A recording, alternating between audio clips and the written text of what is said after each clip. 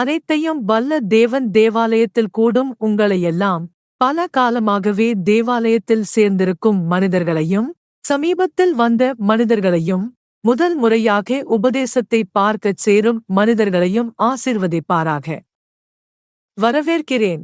எங்கள் தேவன் உங்களை காப்பாற்றட்டும். எங்கள் தேவன் கருணை காட்டட்டும். அவருடைய அந்த கருணையுள்ள பார்வையால் எங்களை எல்லாரையும் நோக்கட்டும்.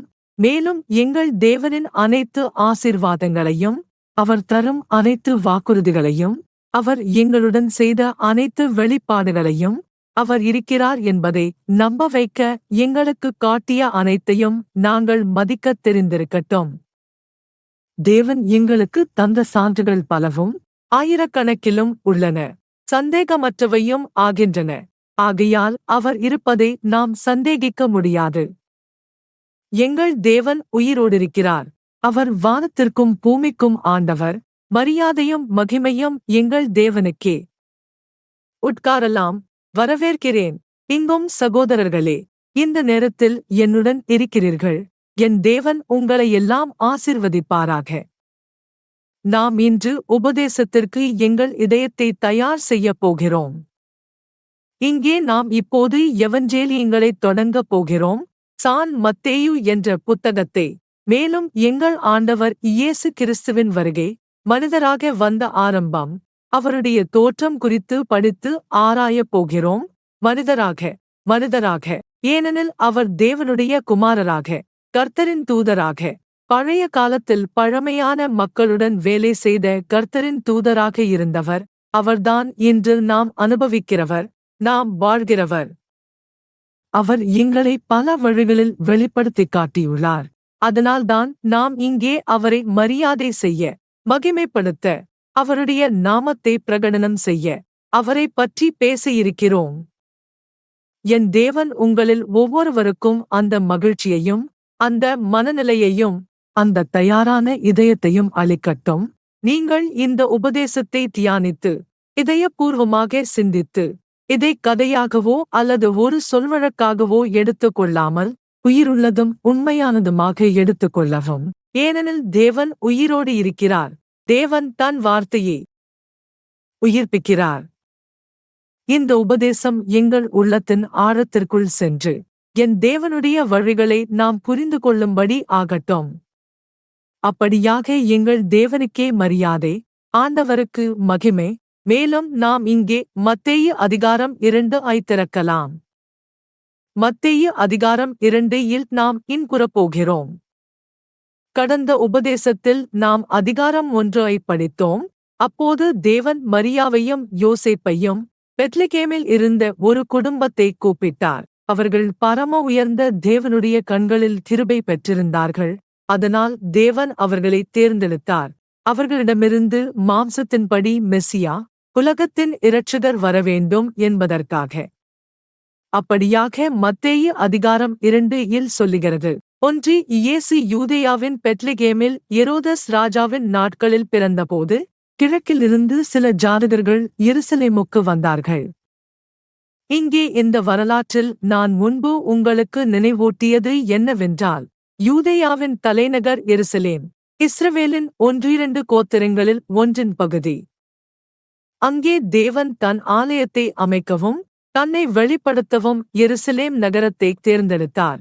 அல்ல, சரியான தமிழ் என்ற சொல்லை பயன்படுத்தாமல் அங்கே தேவன் தன்னை வெளிப்படுத்தவும் மக்கள் அங்கே வந்து தேவனை வணங்கி மகிமைப்படுத்தவும் எருசலேத்தை தேர்ந்தெடுத்தார். மேலும் மக்கள் முதன்மையாக தேவனுடைய சித்தத்தை செய்ய வேண்டும். தேவன் சினாயில் மோசேக்கு கொடுத்த கற்பனைகளையும் தேவன் மோசேயிடம் கட்டளையிட்ட பிற கட்டளைகளையும் மக்கள் செய்து நிறைவேற்ற வேண்டும். இவ்வாறு மக்கள் இந்தவற்றை செய்து நடந்தால் தேவன் ஜனங்களை பார்த்து மகிழ்வார். மேலும் அது ஒரு தனித்துவமான மக்களாகவும் தனிப்பட்ட மக்களாகவும் இருக்கும். பைபிள் எங்களுக்கு கற்பிக்கிறது போல் அது நடைபெறவில்லை. மக்கள் தேவனுக்கு விரோதமாக நடந்தார்கள். அவர்கள் மனத்தை கடினப்படுத்திக் கொண்டார்கள். எல்லா ஜாதிகளுடனும் கலந்து புறஜாதிகளின் மதங்களையும் பின்பற்றினார்கள். அதனால் தேவன் கோபித்து எருசலேத்தை தண்டித்தார், யூதேயாவையும் தண்டித்தார். அப்போது தேவன் பாபிலோனின் ராஜாவான நெபுகத்நேச்சாரை அனுப்பி நகரத்தை அழிக்கச் செய்தார். அவர்கள் எல்லாவற்றையும் அழித்தார்கள், தீ வைத்தார்கள், ஆலயத்தை இடித்தார்கள். அதன் பிறகு வரலாறு சொல்லுவதாவது, தேவன் காத்திருந்த ஒரு மீதி சிறுபகுதியை இரட்சித்தார். அந்த மீதியில் இருந்து அந்த சந்ததியின் மூலம் ஆண்டவர் இயேசு வரவேண்டும் என்பதால் அந்த மீதி பாபிலோனுக்கு கொண்டு செல்லப்பட்டது. அங்கே 7 ஆண்டுகள் வாழ்ந்தது. பின்னர் தேவன் அவர்களை மீண்டும் எருசலேத்துக்கு திரும்பப்படுத்தினார். நகரத்தையும் மதிலையும் ஆலயத்தையும் மறுபடியும் கட்ட வேண்டும் என்று அவர்களிடம் கூறினார். அதன் பிறகு தேவன் இனி வெளிப்படையாக தெரியப்படுத்தவில்லை. தீர்க்கதரிசிகளை வைத்து பேசவும் இல்லை. தேவன் மௌனமாக இருந்தார். மக்கள் மீது ஒரு வகையில் திரும்பி பார்க்காமல் இருந்தார்.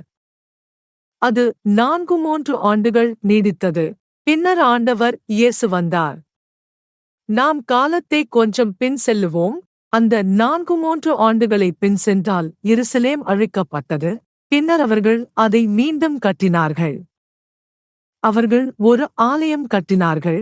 ஆனால் சாலமோன் கட்டிய ஆலயத்தின் மகிமை போல அது அமையவில்லை. அங்கே மக்கள் என்ன செய்வது என்று அறியவில்லை. அவர்கள் தேவனை நோக்கி கூப்பிட்டார்கள். ஆனால் தேவன் கேட்கவில்லை. ஆண்டவர் இயேசு தோன்றிய போது மக்கள் சந்தோஷப்பட்டார்கள்.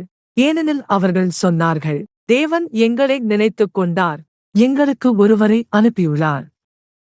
இப்படியாக வரலாறு எருசலேத்தில் தொடங்குகிறது, யூதேயாவின் தலைநகரான எருசலேத்தில்.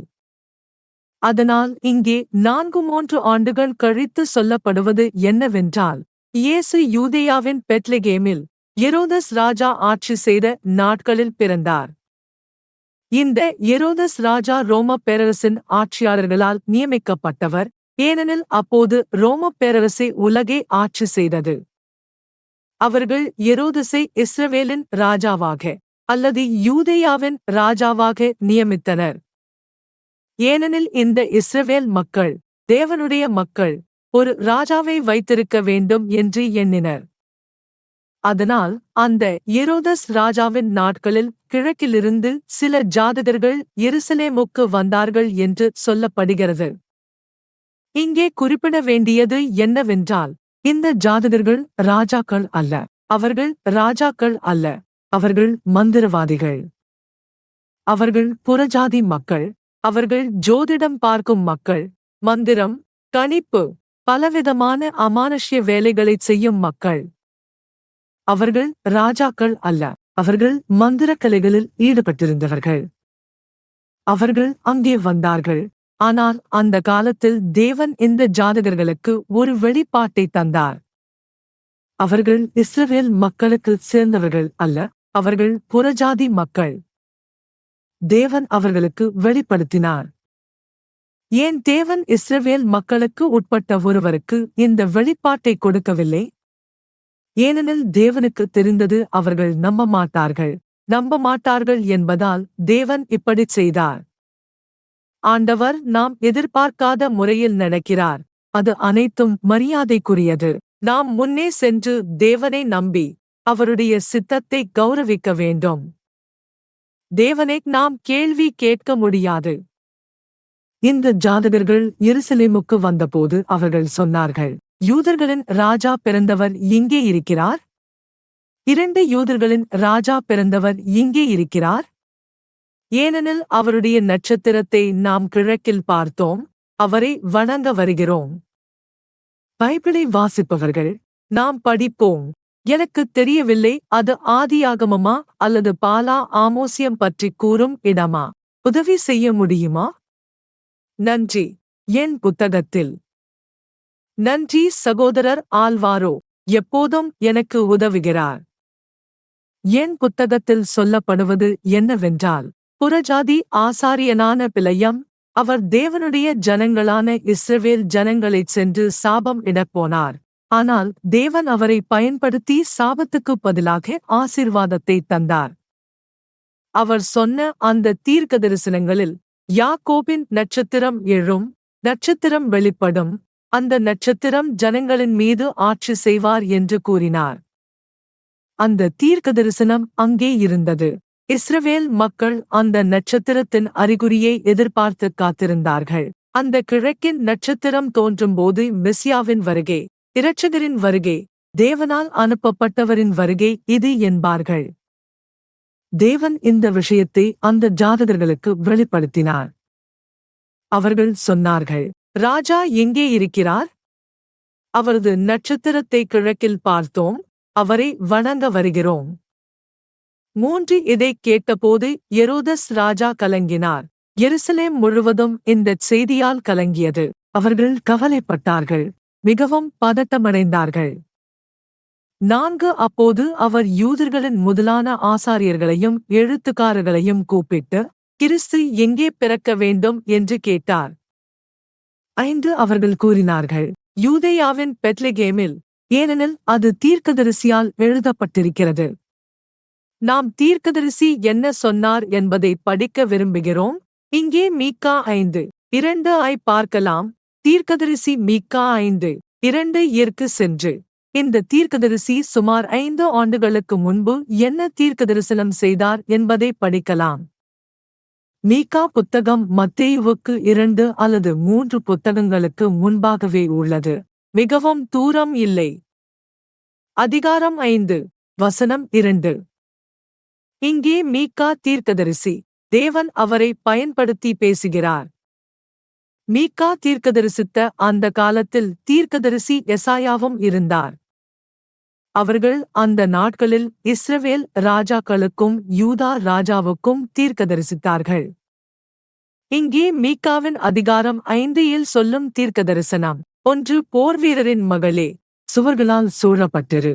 இது எருசலேத்தைச் குறிக்கிறது. ஏனெனில் எருசலேம் சூழப்பட்டு, துரத்தப்பட்டு, அழிக்கப்படப் போகிறது. இந்த தீர்க்கதரிசனத்தின் போது எருசலேம் புதிதாக கட்டப்பட்டதும், புதிதாக சீரமைக்கப்பட்டதும் ஆகஸ்டி இருந்தது. அவர் சொல்கிறார், போர்வீரரின் மகளே, சுவர்களால் சூழப்பட்டிரு. எருசலேமே, அவர்கள் எங்களை முற்றுகையிட்டிருக்கிறார்கள். இஸ்ரவேலின் நியாயாதிபதியை கன்னத்தில் கொடும்படியாக அடிப்பார்கள். இது எல்லாமே அடையாளமானது, ஒரு குறியீட்டுச் சித்திரம். போர்வீரரின் மகள் என்று சொல்லப்படுவது எருசலேம். அவர்கள் எங்களை முற்றுகையிட்டார்கள் என்று சொல்லப்படுவது, ஆம், படைகள் நகரத்தை முற்றுகையிட வந்தார்கள். மேலும் இஸ்ரவேலின் நியாயாதிபதியை கன்னத்தில் அடிப்பார்கள் என்று சொல்லப்படுவது, அந்த நியாயாதிபதி தேவனே, நம்முடைய ஆண்டவரே, அவர் இஸ்ரவேலின் நியாயாதிபதி. ஏனெனில் தேவன் எருசலேத்தை தனது ஆலயமாகவும் தனது ஆராதனை செய்யும் இடமாகவும் தேர்ந்தெடுத்திருந்தார். தேவன் எருசலேத்திற்கு பல வாக்குறுதிகளைச் செய்தார். ஆனால் மனிதன் புரியாத ஒன்று என்னவென்றால், தேவன் எருசலேம் எனும் அந்த உடலான நகரத்துக்குச் சொன்ன வாக்குறுதிகள் உண்மையில் எதிர்காலத்தில் வரவேண்டிய ஆவியான எருசலேத்தைச் சேர்ந்தவை. ஏனெனில் தேவனுக்கு தெரிந்திருந்தது என்ன நடக்கப் போகிறது என்று. மக்கள் அவருக்கு விரோதமாக நடந்து விடுவார்கள் மற்றும் எல்லா உடலானவையும் முடிவுக்கு வரும். அதனால் ஆண்டவர் தனது இரட்சிப்பு திட்டத்தை தொடர்ந்தார் மற்றும் அந்த எருசலேம் ஒருநாள் ஆவியான எருசலேமாக மாறப்போகிறது. அதனால் உடலான பொருட்களான அந்த எருசலேம் நகரத்தை மக்கள் வந்து அழைத்தபோது ஆண்டவர் சொல்லுகிறார், அவர்கள் இஸ்ரவேலின் நியாயாதிபதியை கன்னத்தில் அடித்தார்கள். அதாவது நம்முடைய தேவனே, அவரது வார்த்தையை அவமதித்து கீழே தள்ளினர், அவரது வாக்குறுதிகளைத் தரையில் போட்டனர். இது அனைத்தையும் சாத்தான் மனிதருக்கு காட்ட விரும்பியது. தேவனுடைய வார்த்தையும் எருசலேம் பற்றிய தேவன் செய்த வாக்குறுதிகளும் தோல்வியில் முடிந்துவிட்டன என்று உலகத்துக்கு காட்ட விரும்பினார். அந்த வாக்குறுதிகள் நிறைவேறவில்லை என்று காட்டினார்.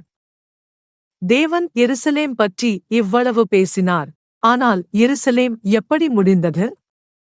முழுவதும் எரிந்து ஆலயம் அழிக்கப்பட்டது, அது கூட எரிக்கப்பட்டது. அதுதான் இஸ்ரவேலின் நியாயாதிபதியின் கன்னத்தில் வந்த காயம். அதைச் செய்தது சாத்தான், அதையும் மக்களுக்கு உண்மையாக நம்ப வைத்தான். ஆனால் அது அப்படியல்ல, அது உண்மை அல்ல. அப்படியாக இங்கே 2ஆம் வசனத்தில் சொல்லப்படுகிறது. ஆனால் நீ, அதாவது அழிவு இருந்ததையும் நியாயாதிபதியான நம்முடைய தேவனுக்கு கன்னத்தில் காயம் ஏற்பட்டதையும் தேவன் எருசலேம் குறித்து அழகான வாக்குறுதிகளைச் செய்திருந்ததையும் பொருட்படுத்தாமல் 2 ஆனால் நீ பெத்லெகேம் எப்ராதா யூதாவின் குடும்பங்களில் இருக்க சிறியவளான நீ இந்த பெத்லெகேம் நகரம் எருசலேம் நகரத்திற்கு அருகில் இருக்கிறது. நீ சிறியவள், ஆனால் உன்னிடமிருந்து இஸ்ரவேலில் ஆண்டவராக இருப்பவர் வெளிப்படுவார். மேலும் இந்த இஸ்ரவேலின் ஆண்டவரின் வருகைகள், அவருடைய ஆரம்பங்கள், மெசியா குறித்தும் இரட்சகர் குறித்தும் தேவனால் அனுப்பப்பட்டவர் குறித்தும் நாசரேத்தான இயேசு குறித்தும் கூறப்படுகிறது. அவர் வருகைகள் ஆரம்பத்திலிருந்து நித்தியத்தின் நாட்களிலிருந்து இருக்கின்றன. ஆகவே இந்த ராஜா ஒரு காலவரையற்ற இப்போது இருக்கிற சாதாரண மனிதரான ராஜா அல்ல. இந்த ராஜா நித்தியத்திற்கும் ஆட்சி செய்யப் போகிறார். ஏதேனும் மனிதர் நித்தியத்திற்கும் ஆட்சி செய்ய முடியுமா? முடியாது. ஆண்டவர் நம்முடைய தேவன், தேவனால் அனுப்பப்பட்டவர். அவர் மனிதராக வந்தாலும் உண்மையில் தேவனே. அவர் இந்த மாம்சத்திற்கு ஒரு பெயரும் வம்சத்தையும் கொடுத்தார் என சொல்லலாம். அவர் ஆட்சி செய்கிறார், ஆட்சி செய்து கொண்டே இருப்பார், நித்தியத்திற்கும் ஆட்சி செய்வார். இந்த அழகான வசனம் நாம் மீண்டும் படித்து 5 உணர்வுகளோடும் புரிந்து கொள்ள வேண்டிய ஒன்று. 2 ஆனால் நீ பெத்லெகேம் எப்ராதா யூதாவின் குடும்பங்களில் சிறியவளான நீ உன்னிடமிருந்து இஸ்ரவேலில் ஆண்டவராக இருப்பவர் வெளிப்படுவார். அவருடைய வருகைகள் ஆரம்பத்திலிருந்தும் நித்தியத்தின் நாட்களிலிருந்தும் உள்ளவை. எங்கள் தேவனுக்கு மகிமை. தேவன் முழுமையானவர். தேவன் மிகச் சிறந்தவர். அதனால் இங்கே மத்தேயு 2 மீண்டும் மத்தேயுவுக்குத் திரும்பி எழுத்துக்காரர்களும் ஆசாரியர்களும் ஏரோதசுக்கு பதிலளித்து, யூதேயாவின் பெத்லெகேமில்தான் கிறிஸ்து வரவேண்டும், அங்கேயே அவர் வருவார், ஏனெனில் தீர்க்கதரிசி எழுதுறது அதுவே என்று சொல்லினார்கள். அவர்கள் சொன்னார்கள், தீர்க்கதரிசி மீகா 5:2 எழுதப்பட்டிருக்கிறது, யூதேயாவின் பெத்லெகேமிலிருந்து மீட்பர், இரட்சகர், கிறிஸ்து வருவார் என்று. ஆகவே அந்த காலத்தில் இந்தச் செய்தி பலருக்கு வந்த ஒரு பெரிய செய்தியாக இருந்தது. பலரை பயமுறுத்தியதுமாகவும் பலரை கவலைப்படுத்தியதுமாகவும் இருந்தது. 7ஆம் வசனத்தில் சொல்லப்படுகிறது, பின்னர் ஏரோதஸ் அந்த ஜாதகர்களை இரகசியமாக அழைத்து நட்சத்திரம் எப்போது தோன்றியது என்பதை அவர்கள் மேல் ஆராய்ந்தார். 8 பின்னர் அவர் அவர்களை பெத்லெகேமுக்கு அனுப்பி அங்கே சென்று அந்த குழந்தை பற்றி கவனமாக விசாரிக்கவும், குழந்தையை கண்டபின் எனக்குத் தெரியப்படுத்தவும், நானும் வந்து அவரை வணங்குவேன் என்றும் கூறினார்.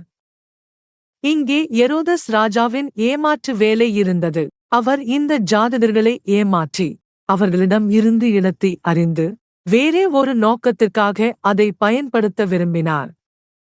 9 அவர்கள் ராஜாவிடமிருந்து கேட்டதை முடித்து அங்கிருந்து செல்கையில் கிழக்கில் அவர்கள் பார்த்திருந்த அந்த நட்சத்திரம் அவர்கள் முன்னால் நடந்தது. அவர்கள் செல்ல வேண்டிய இடத்துக்குச் சென்று குழந்தை இருந்த வீட்டின் மேல் நின்றது.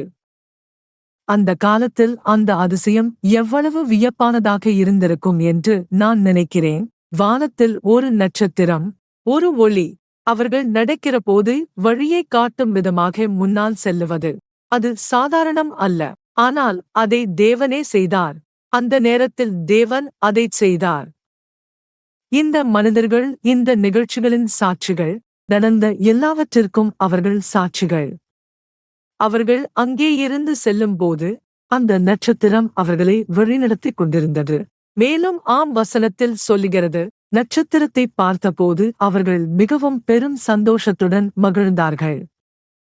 ஒன்று வீட்டுக்குள் நுழைந்ததும் அவர்கள் குழந்தையை அவரது தாய் மரியாவுடன் பார்த்தார்கள். அவர்கள் கீழே விழுந்து வணங்கினர். மேலும் தங்கள் பொக்கிஷங்களைத் திறந்து அவருக்கு பரிசுகளை அளித்தார்கள். அந்த பரிசுகளில் பொன், குங்குமப்பூவும் முருங்கையும் இருந்தது.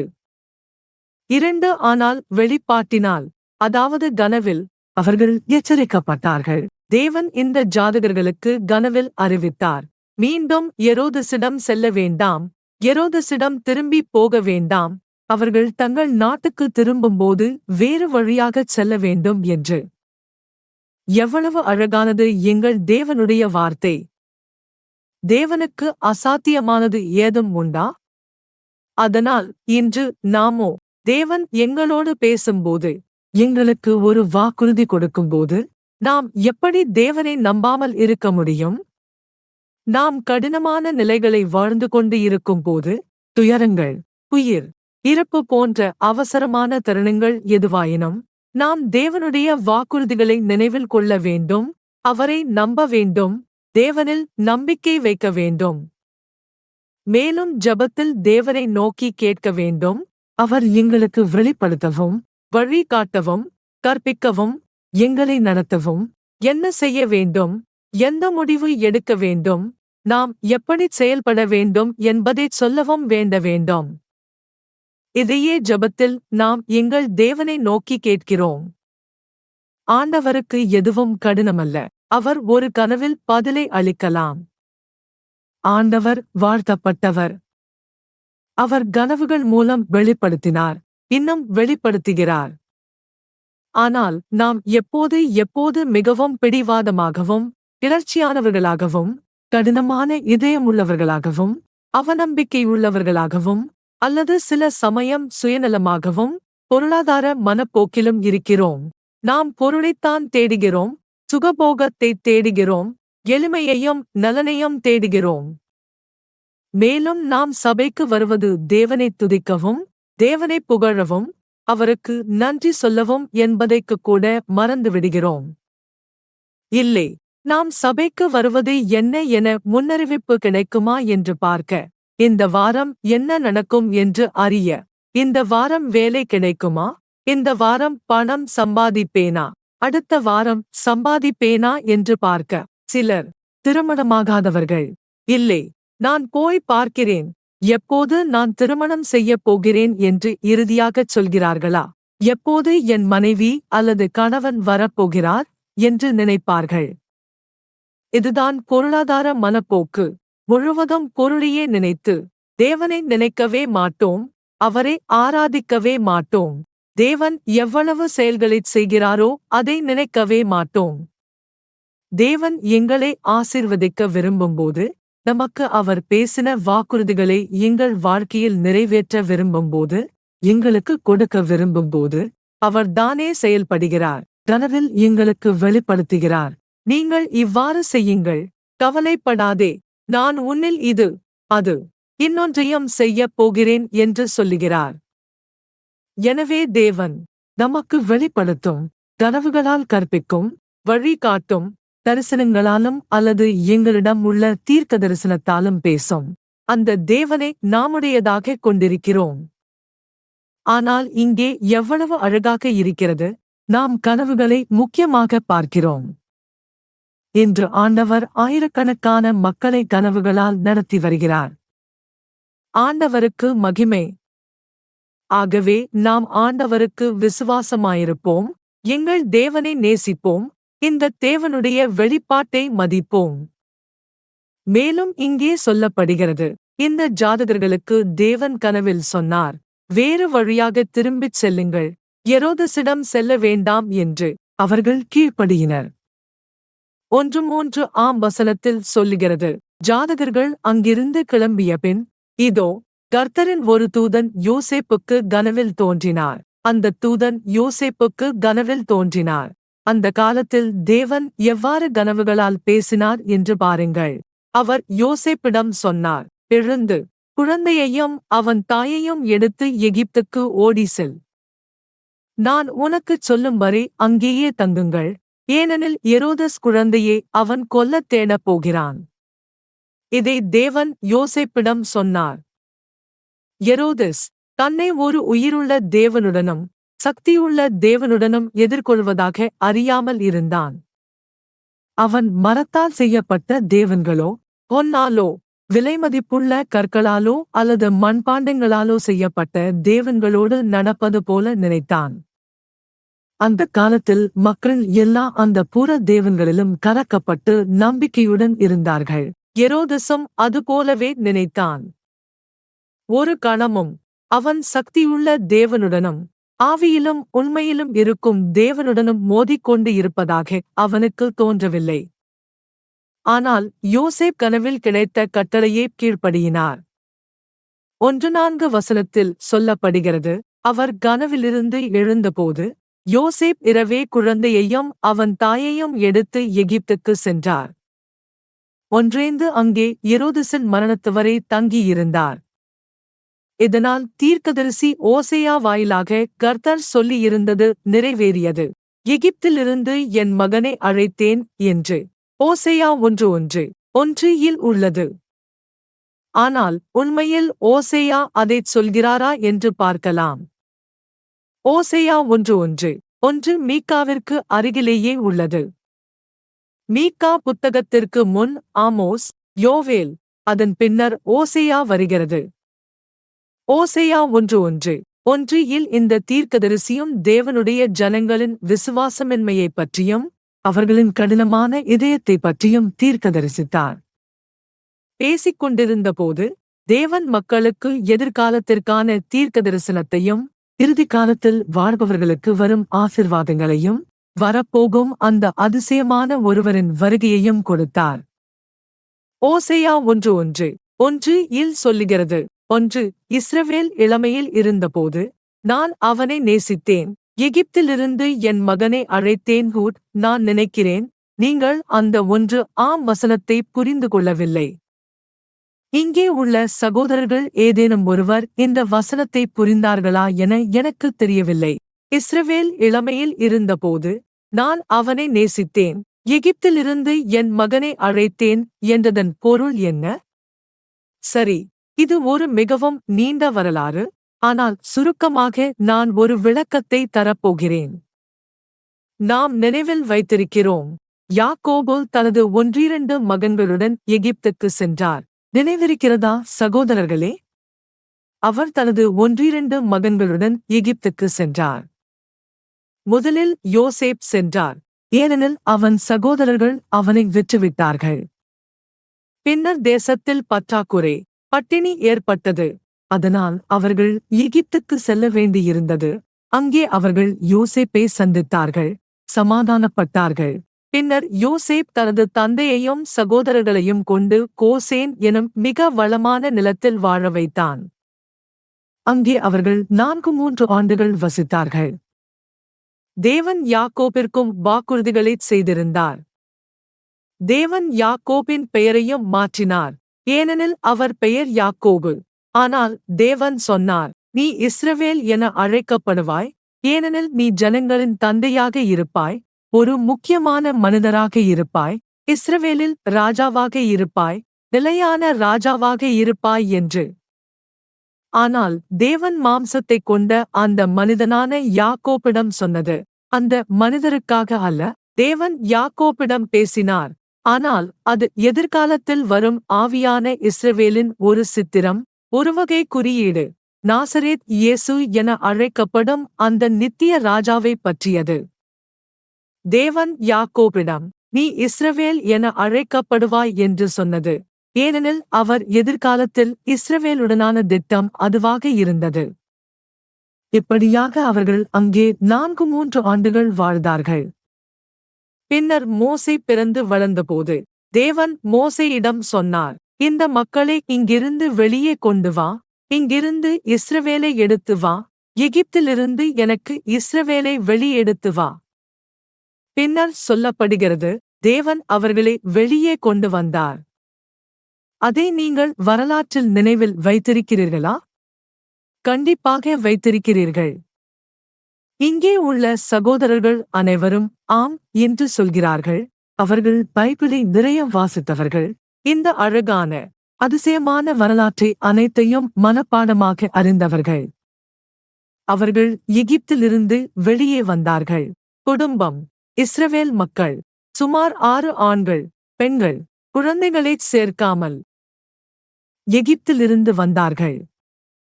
இஸ்ரவேல் மக்கள் எகிப்திலிருந்து வெளிவந்தார்கள். அங்கே தேவன் மோசேயுடன் இருந்து அதிசயமான ஒரு பயணம், நான் சொல்லக்கூடிய ஒரு அதிசயமான வரலாறு, இஸ்ரவேல் மக்களின் வரலாறு ஆரம்பமானது. அப்படியாக இங்கே ஓசேயா 1:1 சொல்லப்படுவது, இஸ்ரவேல் இளமையில் இருந்தபோது நீங்கள் அறிவீர்கள், இஸ்ரவேலின் இளமை எப்போது? அவர்கள் இளமையில் இருந்தது எப்போது? அவர்கள் எகிப்தில் வாழ்ந்தபோது. யோசேப் அங்கே இருந்தபோது. அவர்கள் அங்கே 4-3 ஆண்டுகள் வாழ்ந்தார்கள். அவர்கள் அவமானப்படுத்தப்பட்டார்கள், துன்பிக்கப்பட்டார்கள், துன்புறுத்தப்பட்டார்கள். ஆனாலும் தேவன் அவர்களை நேசித்தார். அவர்களை நேசித்தேன் என்று சொல்வது அதையே குறிக்கும். அதனால் தேவன் மோசேயிடம் சொன்னார், இந்த மக்களை இங்கிருந்து எடுத்து வா, எகிப்திலிருந்து வெளியே கொண்டு வா. அதுதான் இஸ்ரவேல் இளமையில் இருந்தபோது நான் அவனை நேசித்தேன் என்பதன் அர்த்தம். மேலும் எகிப்திலிருந்து என் மகனை அழைத்தேன் என்று சொல்லப்படுவது இந்த மக்களை, அவர்கள் அனைவரும் சேர்த்து இஸ்ரவேல் என அழைக்கப்பட்டவர்களை வெளியே அழைத்தேன் என்பதே. ஏனெனில் அது தேவன் அவர்களுக்கு செய்திருந்த வாக்குறுதி. அப்படியாக நாம் மீண்டும் மத்தேயுவுக்கு திரும்புவோம். மத்தேயுவுக்கு திரும்பி, சகோதரர்களே, தேவன் யோசேப்புடனும் மரியாளுடனும் செய்த செயல்கள் யாக்கோபும் அவன் மகன்களும் எதிர்கொண்டதைப் போலேயே இருந்ததை பார்ப்போம். யாக்கோபும் அவன் மகன்களும் எகிப்தில் வாழச் சென்றார்கள். பின்னர் தேவன் அவர்களை மோசேயின் கையால் எகிப்திலிருந்து வெளியே கொண்டு வந்தார். அவர்கள் வெளியே வந்தார்கள். தேவனுக்கு இஸ்ரவேல் ஒரு இளைஞன், ஒரு இளம் மகன் போலிருந்தது. ஏனெனில் அவர்கள் இன்னும் அனுபவங்களே இல்லை. தேவன் அவர்களுக்கு கட்டளைகளையும் சட்டங்களையும் கொடுக்கவில்லை, ஒன்றுமில்லை.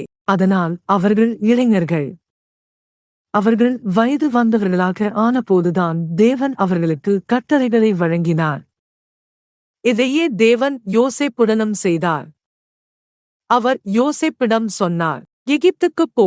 இங்கே சொல்கிறது, எகிப்துக்குப் போ, எகிப்தில் தங்கிக்கொள், எரோதஸ் மரிக்கும் வரை அங்கேயே இரு. மேலும் இங்கே சொல்லப்படுகிறது, இதெல்லாம் தீர்க்கதரிசி ஓசையா சொன்ன தீர்க்கதரிசனம் நிறைவேறவே நடந்தது. எகிப்திலிருந்து என் மகனை அழைத்தேன் என்று. 1:5 வசனத்தை வாசியுங்கள். நான் உங்களை கொஞ்சம் கவனக்குறைவாக பார்க்கிறேன். 1:5 சொல்லப்படுகிறது, அவர் எரோதஸ் இறக்கும் வரை அங்கே தங்கியிருந்தார். இதனால் தீர்க்கதரிசி வாயிலாக கர்த்தர் சொல்லியிருந்தது நிறைவேறியது, எகிப்திலிருந்து என் மகனை அழைத்தேன் என்று. அதனால் தேவன் இதை உடலான இஸ்ரவேல் மக்களுடனும் செய்தார். அவர்களை மோசேயின் கையால் எகிப்திலிருந்து வெளியே கொண்டு வந்தார். பின்னர் அதேபோல ஒரு அடையாளமாக நாசரேத் இயேசுவுடனும் செய்தார். அவரை எகிப்தில் வாழச் செய்தார். பின்னர் வரலாற்றில் நாம் பார்க்கப் போகிறோம், அவர்கள் எப்படி பின்னர் மீண்டும் எருசலேமுக்கு திரும்புகிறார்கள் என்பதை. எங்கள் தேவனுக்கு மகிமை. தேவன் பேசுவது, தேவன் வாக்குறுதி செய்வது. ஆண்டவர் ஒருபோதும் மறந்துவிட மாட்டார். ஆண்டவர் அனைத்தையும் கையளித்து, அனைத்தையும் சரியாக இணைத்து, சிறப்பாக நிறைவேற்றுகிறார். எங்கள் தேவனுக்கு மகிமை. அப்படியாக இங்கே 1:6 வசனத்தில் சொல்லப்படுகிறது, ஜாதகர்களால் ஏமாற்றப்பட்டதாக எரோதஸ் கண்டபோது அவன் மிகவும் கோபம் கொண்டான். பின்னர் அவர் பெத்லெகேமிலும் அதன் சுற்றுப்புறங்களிலும் 2 வயதிற்கு குறைவான அனைத்து குழந்தைகளையும் கொல்ல ஆணையிட்டான். ஏனெனில் ஜாதகர்களிடம் கேட்ட நேரத்தின்படி அது அவனுக்கு தோன்றிய தீர்வு. 1:7 அதன் மூலம் தீர்க்கதரிசி எரேமியா வாயிலாக சொல்லப்பட்டிருந்தது நிறைவேறியது. 1:8 ராமாவில் ஒரு சத்தம் கேட்கப்பட்டது, பெரும் அழுகை, புலம்பல், அலறல். ராகேல் தனது குழந்தைகளுக்காக அழுகிறாள். அவர்கள் இனி இல்லாததால் ஆறுதல் பெற விரும்பவில்லையூட். இது எரேமியா 3:1 உள்ளது. நம்மால் எரேமியாவை பார்க்கலாம். எரேமியா 3:1 படிப்போம். இந்த பகுதி ஆண்டவரின் நிகழ்வுகளைப் பற்றிய தீர்க்கதரிசனமாகும். 3:1 சகோதரர்களே, எரேமியா 3:1 கிடைத்ததா? அப்படியானால் நான் சில வசனங்களை பின்புறம் இருந்து வாசிக்கப் போகிறேன். ஏனெனில் 3 மற்றும் 3:1 அதிகாரங்கள் முழுவதும் தேவன் எதிர்காலத்திற்காக வைத்திருந்த அந்த அதிசயமான வாக்குறுதியைப் பற்றி பேசுகின்றன. நம் ஆண்டவர் இயேசு கிறிஸ்துவைப் பற்றியும், விஷயங்கள் எவ்வாறு நடைபெறப் போகின்றன என்பதையும், இரட்சகர் உலகிற்கு எப்படித் தோன்றப் போகிறார் என்பதையும். இங்கே 1 சொல்லப்படுகிறது. நான் சிறிது பின்னுக்கு சென்று 1 வாசிக்கிறேன். ஜாதிகளே, கர்த்தரின் வார்த்தையே கேளுங்கள். தீவுகளிலே இருக்கும் மக்களிடம் அறிவியுங்கள். அந்த தீவுகள் என்பது தொலைவிலுள்ள அயல் மக்கள், அந்நிய ஜாதிகளை குறிக்கிறது. இஸ்ரவேலைச் சிதறவிட்டவர் அவர்களை மீண்டும் சேர்ப்பார். மேய்ப்பன் தன் ஆட்டத்தை பாதுகாப்பதைப் போல அவர்களை பாதுகாப்பார். எப்போது? எப்படி? அது ஆண்டவர் இயேசு கிறிஸ்துவின் மூலம், உண்மையான சுவிசேஷத்தின் மூலம். அது இஸ்ரவேலுக்கு தேவன் செய்த வாக்குறுதி. மீண்டும் தன் ஜனங்களை ஒன்றிணைத்து அவர்களுக்கு திரும்பவும் வெளிப்பட்டு ஆசீர்வாதம் தருவார் என்று. ஆனால் இப்போது அது எதிர்காலத்தில் அனுப்பப்படவிருந்த அந்த நிறைவான ராஜாவின் மூலம் நடைபெறும். அப்படியாக இங்கே சொல்லுகிறது. 1 கர்த்தர் யாக்கோபை மீட்டார். அவனைத் தன்னைவிட வலிமையானவனின் கையிலிருந்து மீட்டார். 1 அவர்கள் சியோன் உயரத்தில் மகிழ்ச்சியுடன் கூச்சலிட்டு வருவார்கள். கர்த்தரின் நன்மைக்கும் அப்பத்துக்கும் திராட்சரசத்துக்கும் எண்ணெய்க்கும் ஆடுகளின் கூட்டத்துக்கும் மாடுகளின் கூட்டத்துக்கும் ஓடி வருவார்கள். அவர்களின் ஆத்துமா பாசனமிடப்படும் தோட்டம் போல இருக்கும். இனிமேல் அவர்களுக்கு துக்கம் இருக்காது. இனிமேல் அவர்களுக்கு துக்கம் இருக்காது. ஏனெனில் ஆண்டவர் இயேசு என்ன அளிப்பார்? சமாதானத்தை.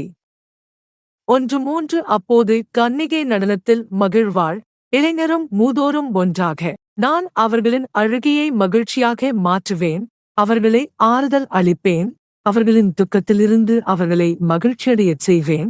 ஏனெனில் மெசியா, இரட்சகர் தோன்றப் போகிறார். 1 ஆசாரியனின் ஆத்துமாவை நான் நிறைவாக திருப்திப்படுத்துவேன். என் ஜனங்கள் என் நன்மையால் திருப்தி அடைவார்கள் என்று கர்த்தர் கூறுகிறார். ஆனால் அந்த ஜனங்கள் ஏற்கனவே அந்த நிறைவான ராஜா உருவாக்கப் போகிற ஜனங்கள். 1 கர்த்தர் இவ்வாறு சொல்லுகிறார். ராமாவில் ஒரு சத்தம் கேட்கப்பட்டது, அழுகையும் கடும் புலம்பலுமாக. ராகேல் தனது பிள்ளைகளுக்காக புலம்புகிறாள். அவர்கள் இல்லாமல் போனதால் ஆறுதல் பெற விரும்பவில்லை. இந்த இலக்கிய வர்ணனையைப் பற்றி நாம் பேசுவோம்.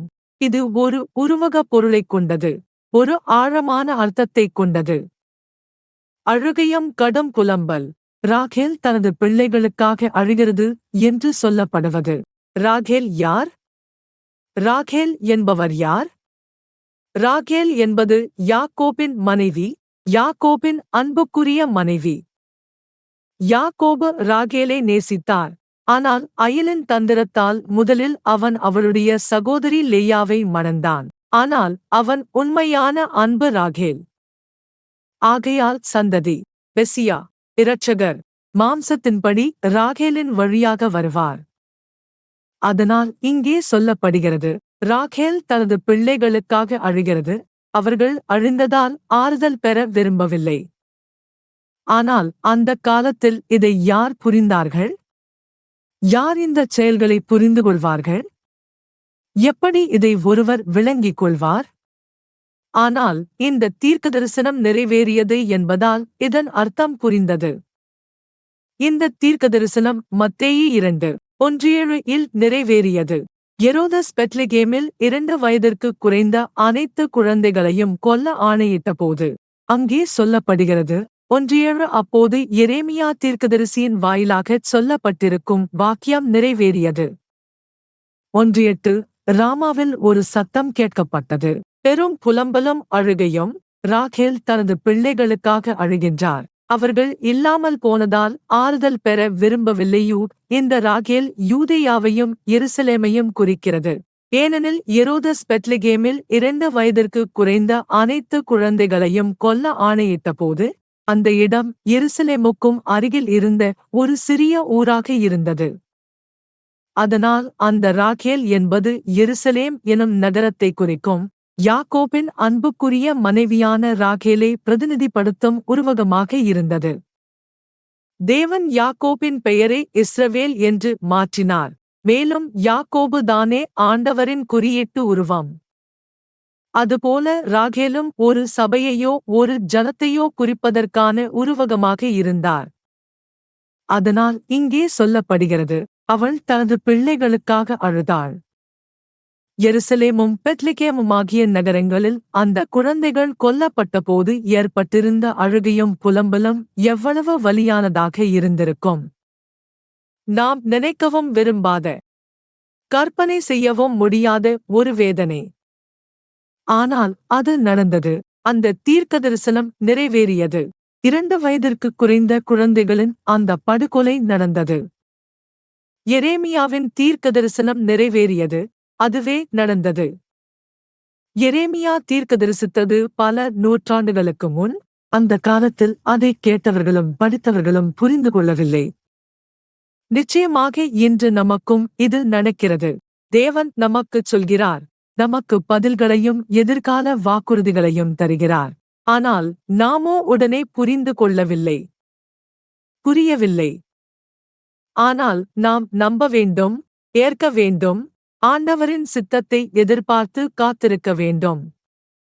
இங்கே 1:9 வசனத்தில் சொல்லுகிறது, எரோதஸ் இறந்தபின், இதோ, கர்த்தரின் ஒரு தூதன் எகிப்தில் யோசேப்புக்கு கனவில் தோன்றினான். மீண்டும் தேவன் கனவுகள் மூலம் வெளிப்படுத்துகிறார். அந்த தூதன் தோன்றி அவனிடம் சொன்னான், 2 எழுந்து, குழந்தையையும் அவன் தாயையும் எடுத்து இஸ்ரவேல் தேசத்துக்கு செல், ஏனெனில் குழந்தையை கொல்லத் தேடியவர்கள் இறந்துவிட்டார்கள். 2:1 அப்போது யோசேப் எழுந்து, குழந்தையையும் அவன் தாயையும் எடுத்து இஸ்ரவேல் தேசத்துக்கு வந்தான். அங்கே கர்த்தரின் வார்த்தை நிறைவேறியது. 2:2 ஆனால் அங்கே சென்று பார்த்தபோது, எரோதசின் மகனான அர்கலாவோ யூதேயாவில் ராஜாவாக ஆட்சி செய்து வந்தான். எரோதஸ் இறந்த பின் அர்கலாவோ அவனைப் பதிலாக வந்தான். அதை கேட்டபோது யோசேப்புக்கு அங்கே செல்ல மிகவும் பயமாயிற்று. நேராக எருசலேமுக்கு, நகரத்துக்குச் செல்ல அவனுக்கு பயமாயிற்று. ஆனால் தேவன் அவனை கனவில் வெளிப்படுத்தி எச்சரித்தார். தேவன் எப்போதும் அவனை கனவுகளால் நடத்தினார். ஏன் தேவன் அவனை கனவுகளால் நடத்தினார்? தீர்க்கதரிசனத்தால் அல்ல. ஏனெனில் அந்த காலத்தில் மக்களிடையே தீர்க்கதரிசிகள் இல்லை. தேவன் வெளிப்படையாகத் தெரியவில்லை. தேவன் மக்களிடமிருந்து விலகியிருந்தார். அதனால் தேவன் யோசேப்பிடம் பேச தீர்க்கதரிசிகளை பயன்படுத்தவில்லை. ஆனால் கனவுகள் மூலம் அவரை நடத்தத் தொடங்கினார். ஆண்டவருக்கு மகிமை. இன்று நமக்கோ, எங்கள் தேவன் எங்களுக்கு ஆவிக்குரிய வரங்களை அளித்திருக்கிறார். நாம் ஆவிக்குரிய வரங்களை அனுபவிக்கிறோம். அதனால் தேவன் கனவுகள், தரிசனங்கள், தீர்க்கதரிசனங்கள், வெளிப்பாடுகள் மூலமாக தன்னை வெளிப்படுத்தும் அந்தச் சிறந்த முறையை நமக்குத் தந்துள்ளார். ஆண்டவருக்கு நன்றி. நாம் நம்புகிறோம். தேவன் எங்களுக்கு தந்திருக்கும்தே நம்புகிறோம். பைபிள் சொல்லுவதை நம்புகிறோம். தேவன் நமக்கு அளித்துள்ள அனுபவங்களையும் நம்புகிறோம். அதனால் இங்கே யோசேப் கனவுகளால் நடத்தப்பட்டார். அவர் கலிலேயா எனப்படும் பகுதியிற்கு சென்றார். 2:3 எனப்படும் வசனத்தில் சொல்லுகிறது, அவர் நாசரேத் எனப்படும் நகரத்தில் வசித்தார். இதனால் தீர்க்கதரிசிகள் கூறியிருந்தது நிறைவேறியது. அவரை நாசரேயனாக அழைப்பார்கள் என்று. அவர் நாசரேயன் என அழைக்கப்பட வேண்டியது, நாசரோ என அல்ல. நாசரேயன் மற்றும் நாசரோ என்ற இரண்டையும் நாம் குழப்பக்கூடாது. ஏனெனில் நாசரோ என்பது முற்றிலும் வேறு ஒன்று. பழைய காலத்தில் பல ஆண்கள் தேவனுக்கு நாசரோவாக அவரை சேவிக்க தங்களை அர்ப்பணித்தார்கள். நாசரோவாக இருக்க விரும்பியவர்களுக்கு ஒரு சிறப்பு சட்டமும் நிபந்தனைகளும் இருந்தன. அவர்கள் பானங்கள், சில உணவுகள் ஆகியவற்றை தவிர்க்க வேண்டும். எடுத்துக்காட்டாக திராட்சரசம், மதுபானம் மற்றும் சில உணவுகள். மேலும் அவர்கள் தங்களின் முடியை வெட்டக்கூடாது. இவையெல்லாம் அந்த நிபந்தனைகள். அவர்கள் தேவனுக்கு சேவை செய்தார்கள். நாசரோவின் விரதம் எடுத்தார்கள். 7 ஆண்டுகளுக்கும் 8 ஆண்டுகளுக்கும், சிலர் வாழ்நாள் முழுவதும் விரதம் எடுத்தார்கள். இதுவே நாசரோ.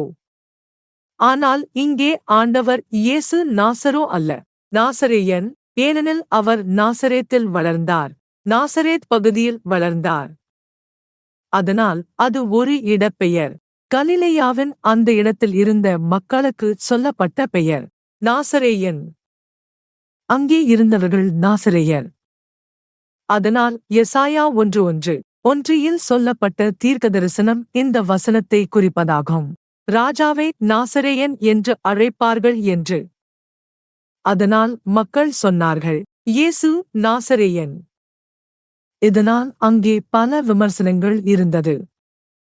பலர் ஆண்டவரை நம்பாதவர்கள், சந்தேகிகளாக இருந்தவர்கள் சொல்லினார்கள், நாசரேத்திலிருந்து நல்லதாய் எதுவும் வருமா என்று. ஆண்டவர் இயேசு நகரத்தில் அதிசயங்களையும் அடையாளங்களையும் செய்து சுவிசேஷத்தை போதிக்கத் தொடங்கியபோது அவர்கள் விமர்சித்தார்கள். அவர்கள் சொல்லினார்கள், அவர் ஏன் நாசரேத்தில் பிறந்தார்? அவர் ஒரு ராஜா, ஒரு நிறைவான ராஜாவாக இருக்க வேண்டியவர் என்றால் அவர் மிகவும் செல்வம் உள்ள குடும்பத்தில் பிறக்க வேண்டியிருந்தது, மிக பணக்காரமான இடத்தில் பிறக்க வேண்டியிருந்தது என்று. மேலும் அவர்கள் சொல்லினார்கள், நாசரேத் என்பது பழைய காலத்தில் குற்றவாளிகள் தஞ்சம் அடையும் இடமாக இருந்தது. அங்கே குற்றவாளிகள் மறைந்து இருப்பார்கள். அங்கேயே இயேசு வளர்ந்தார். அதனால் அவர் நல்லவர் அல்ல என்று. இதையே அந்நாளில் இருந்த அந்த கடினமான இதயத்தினர், ஆண்டவரை நம்பாதவர்கள் பேசினார்கள். அதனால் அவர்கள் இப்படிப்பட்ட விமர்சனங்களை செய்தார்கள். ஆனால் நாம் இங்கே காண்கிறோம், உண்மையில் யோசேப் அங்கே வாழச் சென்றது பாதுகாப்பிற்காக. அந்த ராஜாக்களிலிருந்து தொலைவில் இருக்கவும், ஏனெனில் அந்த ராஜாக்கள் இந்த குழந்தை அவர்களிடமிருந்து ராஜதந்திரத்தை பறிக்கப் போகிறான் என்று நினைத்தனர்.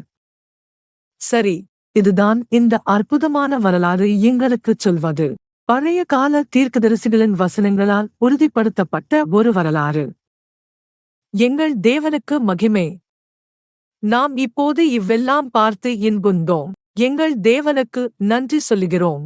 தேவன் செய்யும் இந்த அற்புதங்களுக்காகவும், ஆண்டவர் நடக்கும் இந்த அழகான முறைக்காகவும், அவர் தன் திட்டத்தை எவ்வளவு முழுமையாக அமைத்திருக்கிறாரோ அதற்காகவும். ஒவ்வொரு நாளும் நாம் தேவனுடைய கையை பார்க்கிறோம், அவரது அதிசயங்களை பார்க்கிறோம். ஆகையால் நாம் அவரை நேசிக்க வேண்டும், அவரை ஆராதிக்க வேண்டும், அவரது நாமத்தை புகழ வேண்டும், அவரை மகிமைப்படுத்த வேண்டும். தேவனை துதிக்கவும், அவரை மகிமைப்படுத்தவும், அவரை மரியாதைப்படுத்தவும் நாமெல்லாம் சபைகளுக்குச் செல்ல வேண்டும். அவருக்கு பாட வேண்டும், ஏனெனில் அவர் ஆவியானவர், தேவன் ஆவியானவர். அவர் உண்மையான இதயங்களின் ஸ்தோத்திரத்தை ஏற்றுக்கொள்கிறார். இப்போது எழுந்து நிற்போம், நாம் ஜெபித்து எங்கள் தேவனுக்கு நன்றி சொல்லப் போகிறோம். அதே நேரத்தில் உங்கள் கோரிக்கைகளையும் தேவைகளையும் ஆண்டவரிடம் சொல்லுங்கள்.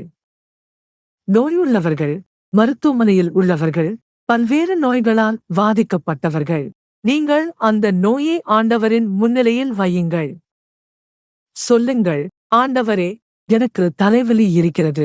ஆண்டவரே, எனது கல்லீரல், சிறுநீரகம், முதுகெலும்பு இவை எல்லாம் நோயுற்றிருக்கிறது. ஆண்டவரே, என்னை சிகிச்சை செய்யும். இந்த நேரத்தில் நீங்கள் என்னை நோக்கி பார்ப்பதோ, என் ஜெபத்தை கேட்பதோ அல்ல. நீங்கள் உங்கள் விஷயத்தை தேவனிடம் சொல்லுங்கள். தேவன் அங்கே உங்களை கேட்கிறார். தேவன் சக்தியுள்ளவர். அவர் எல்லா இடங்களிலும் இருக்கிறார். நம்மை எல்லோரையும் ஒரே நேரத்தில் கேட்கிறார். ஆகையால் நாம் சந்தேகிக்கப் போவதில்லை. ஆகையால் நாம் ஜெபிப்போம், ஆண்டவரை நோக்கி எங்கள் தேவைகளை எல்லாம் சொல்லி புலம்புவோம். தீய ஆவிகளால் வதைக்கப்பட்டவர்கள், மந்திரக்கல்வி, சூனியம், சாபங்கள் ஆகியவற்றால் பாதிக்கப்பட்டவர்கள், நீங்கள் ஆண்டவரிடம் கேளுங்கள், தேவனிடம் கேளுங்கள். தேவன் கருணை காட்டுவார். ஆனால் அதை இதயத்தோடு செய்யுங்கள். தேவனை நேசியுங்கள். அவருக்கு முன்னால் தாழ்மையாயிருங்கள். பின்னர் நீங்கள் காண்பீர்கள், தேவன் உங்களை ஒருபோதும் தனியாக விடமாட்டார். தேவன் கருணை, தேவன் அன்பு. பரிசுத்த பிதாவே, பரலோக பிதாவே, நித்திய பிதாவே, யாக்கோபுடன் இருந்த பிதாவே, அவர் உடன் பேசிய நீர், பல வாக்குறுதிகளைச் செய்த நீர், ஆண்டவரே, அந்த வாக்குறுதிகள் ஆயிரக்கணக்கான ஆண்டுகள் கழித்து நிறைவேறின. அந்த நிறைவான ராஜாவின் வருகையைப் பற்றிய அற்புதமான வாக்குறுதிகள். நாம் இன்று அனுபவிக்கும் அந்த நிறைவான ராஜா. ஆண்டவரே, நன்றி, ஏனெனில் நாம் உமது சந்நிதியை அனுபவிக்கிறோம், உமது அன்பை அனுபவிக்கிறோம், உமது வாக்குறுதிகளை, உமது வார்த்தையை, உமது ஆசீர்வாதங்களை அனுபவிக்கிறோம். ஆண்டவரே, நன்றி. பரிசுத்த பிதாவே, நன்றி. நீர் எங்களை நோக்கி தாழ்மையாய் கவனம் செலுத்தினீர். எங்களைத் தேர்ந்தெடுத்தீர். எங்களுக்கு தாங்கும் சக்தியாய் இருந்தீர். நன்றி நித்திய தேவனே. நாசரேத் இயேசு கிறிஸ்துவின் நாமத்தில் நான் வேண்டுகிறேன் ஆண்டவரே. நோய்கள் குணமடையாத அளவிற்கு பாதிக்கப்பட்டவர்கள், அனைத்து வயதினரும், ஆண்களும் பெண்களும், வலிகளிலும் துயரங்களிலும், கவலைகளிலும், துன்பங்களிலும், வருத்தங்களிலும், துன்புறுத்தல்களிலும் உள்ளவர்களை நீர் பாருங்கள். ஆண்டவரே, கருணை காட்டு. உமது கரத்தை நீட்டு. ஆசீர்வதித்து, சுத்திகரித்து, ஒவ்வொருவரையும் விடுவி. ஆண்டவரே, குணப்படுத்து. தீய ஆவிகளால், சூனியம், சாபங்கள் மூலம் கட்டுண்டிருக்கும் மக்களை விடுவி. கருணை காட்டு ஆண்டவரே. ஒவ்வொருவரின் ஜெபத்தையும் கேளுங்கள். அவர்களின் அழுகையை கேளுங்கள். ஆண்டவரே, கருணை காட்டு. எங்களை முன்னோக்கி நடத்த உதவி செய். உமது வழியை கற்பி. எங்களை நடத்தி வழிநடத்து ஆண்டவரே. நன்றி என் ஆண்டவரே, நன்றி. ஏனெனில் நீர் எங்களை கேட்கிறீர் என்று எனக்குத் தெரியும். நீர் எங்களுக்கு சமீபத்தில் இருக்கிறீர். எங்கள் பக்கத்தில் இருக்கிறீர். நீர் எங்கள் வலதுகரத்தின் நிழல். சக்திமிக்க ஆண்டவரே, வாழ்ந்து என்றென்றும் ஆட்சி செய்பவரே, நன்றி. பரிசுத்த பிதாவே, நன்றி ஆண்டவரே. உம்மை துதிக்கிறோம். உம்மை ஆசீர்வதிக்கிறோம். மரியாதையும் மகிமையும் உமக்கே என் ஆண்டவரே. நன்றி என் ஆண்டவரே. ஏனெனில் நீர் கருணை காட்டுகிறீர். நீர் அதிசயங்களையும் அடையாளங்களையும் செய்யப் போகிறீர். நீர் உமது ஜனங்களின் நடுவே வெளிப்படப் போகிறீர். அவர்களை நிறைவாக்கப் போகிறீர். அவர்கள் களங்கமற்ற, சுருக்கமற்ற ஒரு நிறைவான சபையாக இருப்பார்கள். அதுதான் உமது மகிமையான வாக்குறுதி. ஆண்டவரே, நாங்கள் உம்மை நம்புகிறோம். மரியாதை, மகிமை உமக்கே. நன்றி பிதாவே. இயேசு கிறிஸ்துவின் நாமத்தில். தேவனுக்கு மகிமை. ஹல்லேலூயா. Alegría tengo siempre en Jesús mi Salvador. Él me da un gozo sin igual y yo canto de su grande amor. Alegría tengo siempre en Jesús mi Salvador. Él me da un gozo sin igual y yo canto de su grande amor. அந்த அழகான காந்தத்தை பாடுவோம். அது சொல்வது, எடுத்து, தயவு செய்து, ஏனெனில் அது நம்முடைய தேவனோடு நாம் செய்யும் ஒரு கடமை. Toma por favor mi mano, Señor, contigo quiero ir. Con sangre aquí pagaste por mí, te quiero hoy servir. Anhelo poder lo malo vencer y en santidad vivir. Toma por favor mi mano, Señor, contigo quiero ir. இந்த கடமை இதயத்திலிருந்து இருக்கட்டும். எங்கள் தேவனுக்கு மகிமை. ஆண்டவருக்கு நன்றி. என் அன்பான சகோதரர்களே, குழந்தைகளுக்கு பழக்கமான அந்த முத்தம். தேவன் உங்களை ஆசீர்வதிப்பாராக. நான் உங்களை எல்லாரையும் நேசிக்கிறேன். இங்கே உள்ள உங்களுக்கும் நன்றி.